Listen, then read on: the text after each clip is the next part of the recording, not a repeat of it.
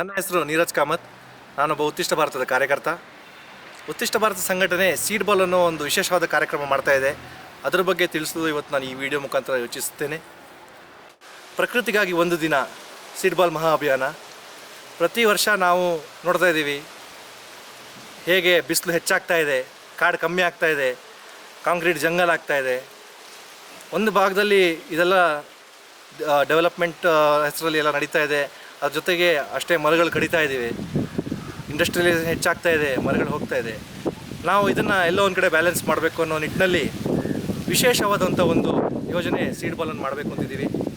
ನಾವು ಇದನ್ನು 3 ವರ್ಷದಿಂದ ಸತತವಾಗಿ ಸೀಡ್ ಬಾಲ್ ಪ್ರಯೋಗ ಮಾಡ್ತಾಯಿದ್ದೀವಿ. ಈ ಸೀಡ್ ಬಾಲ್ ಅಂದರೆ ಏನು ಅನ್ನೋದನ್ನು ಯೋಚನೆ ಮಾಡ್ತಾಯಿದ್ದೀರಿ ನೀವು. ಸೀಡ್ ಬಾಲ್ ಒಂದು ಸ್ಯಾಪ್ಲಿಂಗ್, ನಾವು ಸಸಿ ನೆಡ್ತೀವಿ, ಅದಕ್ಕಿಂತ ಒಂದು ವಿಶೇಷವಾದ ಒಂದು ಟೆಕ್ನಿಕ್.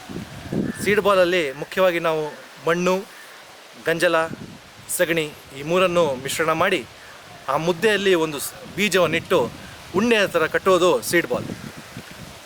ಕೇಳೋದಕ್ಕೆ ಈ ಥರ ಆನಂದವಾಗಿದೆ ಮತ್ತು ಭಾರಿ ಸುಲಭದ ಕೆಲಸ. ಯಾಕೆ ನಾವು ಈ ಸೀಡ್ ಬಾಲ್ ಮಾಡಬೇಕು, ಯಾಕೆ ಬೇರೆದಕ್ಕಿಂತ ವಿಶೇಷ ಇದು? ಒಂದು ಸ್ಯಾಪ್ಲಿಂಗ್ ನೆಡಬೇಕಾದ್ರೆ ನಮಗೆ ಒಂದು ಕನಿಷ್ಠ ಒಂದು ಸ್ಯಾಪ್ಲಿಂಗ್ ನೆಡಬೇಕು, ಅದನ್ನು ಬೆಳೆಸಬೇಕು ಅಂದರೆ ಕನಿಷ್ಠ ಒಂದು 3,000 ರೂಪಾಯಿ ಖರ್ಚಾಗುತ್ತೆ. ಯಾಕೆ ಅಂದರೆ ಒಂದು ಗುಂಡಿ ಅಗಿಬೇಕು, ಆ ಸ್ಯಾಪ್ಲಿಂಗ್ನಲ್ಲಿ ಹಾಕಬೇಕು, ಅದಕ್ಕೆ ಶೋಲ್ಡರ್ ಕಟ್ಟಬೇಕು, ಬೌಂಡ್ರೀಸ್ ಕಟ್ಟಬೇಕು, ಅದಕ್ಕೆ ಗೊಬ್ಬರ ಹಾಕಬೇಕು, ಅದನ್ನು ನೋಡ್ಕೊಳ್ಬೇಕು. ಇಷ್ಟೆಲ್ಲ ಮಾಡೋಷ್ಟರಲ್ಲಿ 3,000 ಖರ್ಚು. ಒಂದು ಭಾಗದಲ್ಲಿ ಇದು ಮಾಡೋದಾದರೆ ಸ್ಯಾಪ್ಲಿಂಗ್ ನೆಡ್ತಾರೆ, ಅದ್ರ ಮುಂದೆ ಅದನ್ನು ಹಾಗೇ ಪ್ರೊಟೆಕ್ಟ್ ಮಾಡೋದು, ಉಳಿಸ್ಕೊಳ್ಳೋದು ಭಾರಿ ಕಷ್ಟಕರವಾದ ಕೆಲಸ. ನೀರು ತಲುಪ್ತಾ ಇರಬೇಕು ಅದಕ್ಕೆ, ಆ ಥರ ಎಲ್ಲ ಕೆಲಸ ಮಾಡಬೇಕು ಸ್ಯಾಪ್ಲಿಂಗ್ ನೆಟ್ಟಾಗ. ಸೊ ಅದು ಭಾರಿ ಒಳ್ಳೆ ಕೆಲಸ. ಆದರೆ ನಮ್ಮಲ್ಲಿ ಈಗೆಲ್ಲ ನಾವು ಸುಲಭವಾದ ಕೆಲಸವನ್ನು ಏನು ಮಾಡ್ಬೋದು, ಹೇಗೆ ಮಾಡ್ಬೋದು, ಬೇರೆ ರೀತಿಯಲ್ಲಿ ಆಲ್ಟರ್ನೇಟಿವ್ ಮೆಥಡ್ಗಳಿದೆಯಾ ಅಂತ ಯೋಚನೆ ಮಾಡ್ತಾಯಿದ್ರೆ ಅದೇ ಸೀಡ್ ಬಾಲ್. ಜ್ಯೂಸ್ ಕುಡಿತೀವಿ, ಅಲ್ಲಿ ಓಟೆ ವೇಸ್ಟ್ ಆಗುತ್ತೆ ಮಾವಿನ ಬೀಜ.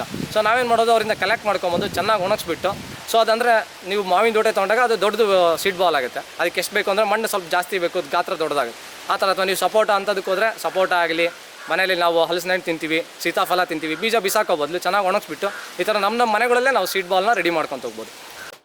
ಒಂದು ಗಿಡ ಹಾಕ್ತೀನಿ, 2 ಗಿಡ ಹಾಕ್ತೀನಿ ಅಂದರೆ ಪರವಾಗಿಲ್ಲ, 500 ರೂಪಾಯಿ ಹೋಗುತ್ತೆ, 1,000 ರೂಪಾಯಿ ಹೋಗ್ತೀನಿ ಆಗ್ಬೋದು. ನಾನು 1 ಲಕ್ಷ ಗಿಡ ಹಾಕ್ತೀನಿ, 10 ಲಕ್ಷ ಗಿಡ ಹಾಕ್ತೀನಿ ಅಂದಾಗ ತುಂಬ ಕಾಸ್ಟ್ ಆಗುತ್ತೆ. ಬಟ್ ನಾನು 10 ಲಕ್ಷ ನನಗೆ ಸೀಡ್ ಬಾಲ್ ಮಾಡಿದ್ರು ಖರ್ಚು 10 ಲಕ್ಷ ಬರೋದಿಲ್ಲ, ತುಂಬ ಕಡಿಮೆ. ಅದಕ್ಕೋಸ್ಕರ ನಾವು ಸೀಡ್ ಬಾಲ್ ತೊಗೊಂಡಿದ್ದು. ಒಂದೇನೆಂದರೆ ಕಡಿಮೆ ದುಡ್ಡು, ಮಾಡೋದು ಸುಲಭ.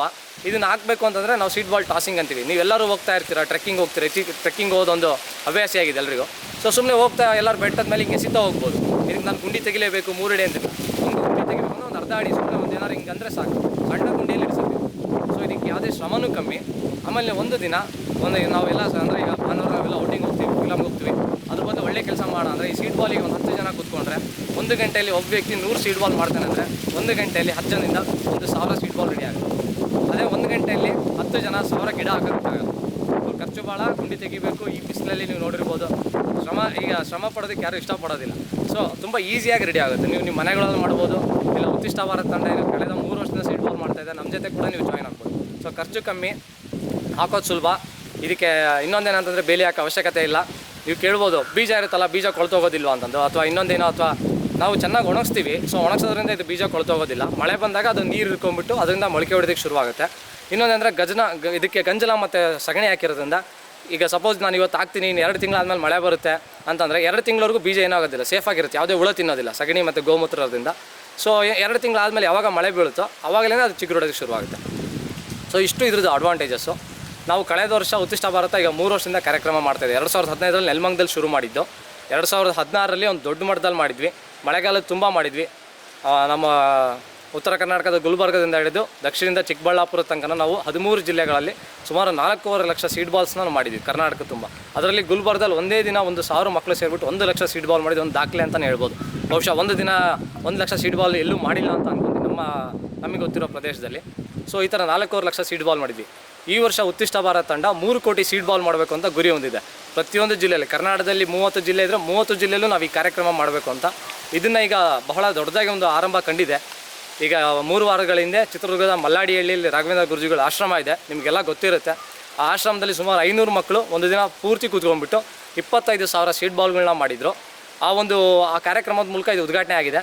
ಈ ವರ್ಷ ಶಿವಮೊಗ್ಗದಲ್ಲಿ ಕಳೆದ 4 ವಾರದಿಂದ ಈಗ ಸುಮಾರು 80,000ಕ್ಕಿಂತ ಹೆಚ್ಚು ಸೀಡ್ ಬಾಲ್ಗಳನ್ನ ಮಾಡಿದ್ದಾರೆ. ಪ್ರತಿ ಭಾನುವಾರ ಮಾಡ್ತಾಯಿದ್ದಾರೆ, ಒಂದು ಭಾನುವಾರ ಬಿಡ್ದಂಗೆ. ಬೆಂಗಳೂರಲ್ಲಿ ನಾವು ಇವತ್ತು ಶುರು ಮಾಡಿದ್ದೀವಿ. ಇನ್ನೊಂದೇನಂತಂದರೆ ಇದು ನಾವೇ ಮಾಡೋದಲ್ವಾ, ಯಾವುದೇ ಸಂಘ ಸಂಸ್ಥೆಗಳು ಸಹ ನಮ್ಮ ಜೊತೆ ಸೇರ್ಕೊಂಡು ಮಾಡ್ಬೋದು. ಮೊನ್ನೆ ತಾನೇ ಅಡೋಬ್ ಕಂಪ್ನಿಯವ್ರು ನಮ್ಮ ಜೊತೆ ಬಂದಿದ್ದರು. ಹೋದ ವರ್ಷ ಐಕಲ್ ಅಂತ ಒಂದು ಕಂಪ್ನಿ ಇದೆ ಬೆಂಗಳೂರಿನ ಎಲೆಕ್ಟ್ರಾನಿಕ್ ಸಿಟಿಯಲ್ಲಿ, IT ಕಂಪ್ನಿ. ಸೊ ಅವರು ಬಂದಿದ್ದರು. ಇವತ್ತು ನಮ್ಮ ಜೊತೆ ಟಾಟಾ ಕಂಪ್ನಿ ಎಂಪ್ಲಾಯೀಸ್ ಬಂದು ಜಾಯ್ನ್ ಆಗಿದ್ದಾರೆ. ಈಗೆಲ್ಲ ಕಂಪ್ನಿಯಲ್ಲಿ CSR ಫೋರಮ್ ಅಂತ ಇರುತ್ತೆ, ಏನಾದ್ರು ಒಂದು ಒಳ್ಳೆ ಕೆಲಸ ಮಾಡಬೇಕು ಸಮಾಜಕ್ಕೋಸ್ಕರ ಅಂತಂದು. ನಿಮಗೆ ಏನು ಮಾಡಬೇಕು ಅಂತ ಗೊತ್ತಾಗಲ್ಲ ಅಂದರೆ ಖಂಡಿತ ನೀವು ನಿಮ್ಮ ಜೊತೆ ಬಂದು ಜಾಯ್ನ್ ಆಗ್ಬೋದು. ಇಲ್ಲ ನೀವು ನಮ್ಮ ಜೊತೆ ಬಂದು ಸೇರಿಕೊಂಡು ಯಾವ ಥರ ಅಂತ ಕಲ್ತ್ಬಿಟ್ಟು ಇನ್ನೊಬ್ರಿಗೂ ಕಲಿಸ್ಕೊಡ್ಬೋದು. ಕಾಲೇಜು ವಿದ್ಯಾರ್ಥಿಗಳು ನಮ್ಮ ಜೊತೆ ಸೇರ್ಕೊತಾ ಇದ್ದಾರೆ. ಕಳೆದ ವಾರ ಬೆಂಗಳೂರು ಯಡಿಯೂರು ಕೆರೆಯಲ್ಲಿ ಮಾಡಿದ್ವಿ. ಈ ಥರ ಹಲವಾರು ಕಡೆ ನಾವು ಮಾಡ್ತಾಯಿದ್ದೀವಿ. ಈ ವರ್ಷ ಅಂದರೆ 2017ರಲ್ಲಿ ಮಾರ್ಚ್ ತಿಂಗಳಲ್ಲಿ ಶುರು ಮಾಡಿ ಮಳೆಗಾಲ ಏನಿದೆ ಆಗಸ್ಟ್ ಸೆಪ್ಟೆಂಬರ್ವರೆಗೂ ನಾವು ಎಲ್ಲ 30 ಜಿಲ್ಲೆಯಲ್ಲೂ ಮಾಡಬೇಕು ಅಂತ ಇದ್ದೀವಿ. ನೀವು ಬೆಂಗಳೂರಿನವರೆಲ್ಲ ಬೇರೆ ಜಿಲ್ಲೆಯರು ಅಂತಂದರೆ ಆ ಜಿಲ್ಲೆಯಲ್ಲಿ ಸಹ ನಮ್ಮ ಸ್ವಯಂ ಸೇವಕರಿದ್ದಾರೆ. ಪ್ರತಿಯೊಬ್ಬರು ಜವಾಬ್ದಾರಿ ತೊಗೊಂಡಿದ್ದಾರೆ. ಒಂದೊಂದು ಜಿಲ್ಲೆಯಲ್ಲಿ ನಾವು ಮಾಡ್ತೀವಿ. ಒಂದೊಂದು ಜಿಲ್ಲೆಯಲ್ಲಿ 50 ಲಕ್ಷ 60 ಲಕ್ಷ ಎಷ್ಟಾಗುತ್ತೋ ಅಷ್ಟು ಮಾಡ್ತೀವಿ ಅಂತ ಹೇಳಿದ್ದಾರೆ. ನಮ್ಮ ಉತ್ತಿಷ್ಟ ಭಾರತಕ್ಕೆ ಫೋನ್ ನಂಬರ್ ನಮ್ಮ ವೆಬ್ಸೈಟಲ್ಲಾಗಲಿ ನಮ್ಮ ಫೇಸ್ಬುಕ್ ಪೇಜಲ್ಲಿದೆ. ನೀವು ನಮ್ಮ ಸಂಪರ್ಕ ಮಾಡಿದರೆ ನಾವು ಅವರಿಗೆ ಅವ್ರದ್ದು ಫೋನ್ ನಂಬರ್ ಕೊಡ್ತೀವಿ. ನೀವು ಅವ್ರಿಗೆ ಕರೆ ಮಾಡಿಬಿಟ್ಟು ನಿಮ್ಮ ಒಂದು ಶಾಲೆ ಇರ್ಬೋದು, ನಿಮ್ಮ ಒಂದು ಪರಿಸರ ಇರ್ಬೋದು, ಅಥವಾ ನಿಮ್ಮದೊಂದು ಸ್ವಯಂ ಸೇವಾ ಸಂಸ್ಥೆ ಇರುತ್ತೆ, ಒಂದು ನಾಗರಿಕರ ಸಮಿತಿ ಕಟ್ಕೊಂಡಿರ್ತೀರ, ಈಗ ಪ್ರತಿ ಊರಲ್ಲಿ ಇರುತ್ತೆ, ಅಂಥ ಕಡೆ ನೀವು ಈ ಕಾರ್ಯಕ್ರಮನ ಮಾಡ್ಬೋದು. ಆಮೇಲೆ ನಮ್ಮ ಫೇಸ್ಬುಕ್ ಪೇಜ್ ಇದೆ. ನೀವು ಫೇಸ್ಬುಕ್ ಪೇಜ್ ಲೈಕ್ ಮಾಡಿದ್ರೆ ಪ್ರತಿಯೊಂದು ಅಪ್ಡೇಟ್ಸ್ ಬರ್ತಾ ಇರುತ್ತೆ. ಯಾವ ಊರಲ್ಲಿ ಯಾವತ್ತು ಕಾರ್ಯಕ್ರಮ ನಡೀತಾ ಇದೆ, ಎಲ್ಲೆಲ್ಲಿ ಕಾರ್ಯಕ್ರಮ, ಸಮಯ ಏನು, ಯಾರಿಗೆ ನಾನು ಸಂಪರ್ಕ ಮಾಡಬೇಕು ಅಂತ ಫೇಸ್ಬುಕ್ಕಲ್ಲಿ ನೀವು ತೊಗೋಬೋದು. ಇಲ್ಲ ಅಂತ ಟ್ವಿಟರಲ್ಲಿ ನಮ್ಮ ಅಕೌಂಟ್ ಇದೆ, ಅಲ್ಲೂ ಫಾಲೋ ಮಾಡ್ಬೋದು. ನಮ್ಮ ವೆಬ್ಸೈಟ್ ಇದೆ, ನೀವು ಅಲ್ಲಿ ವೆಬ್ಸೈಟಲ್ಲಿ ನಿಮ್ಮ ಫೋನ್ ನಂಬರ್ ಕೂಡ ಡ್ರಾಪ್ ಮಾಡ್ಬೋದು.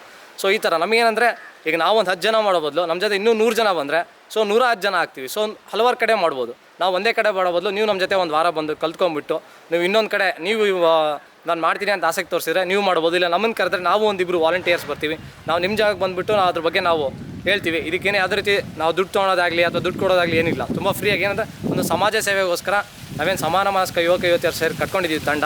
ಇದರಿಂದ ದೇಶ ಸೇವೆಗೆ ಏನಾದ್ರು ಮಾಡಬೇಕು, ಪರಿಸರಕ್ಕೆ ಏನಾದ್ರು ಮಾಡಬೇಕು ಅಂತಂದು ಈಗ ಮಾಡ್ತಾ ಇರೋದು. ದಯವಿಟ್ಟು ಬನ್ನಿ, ನಮ್ಮ ಜೊತೆ ಜಾಯ್ನ್ ಆಗಿ.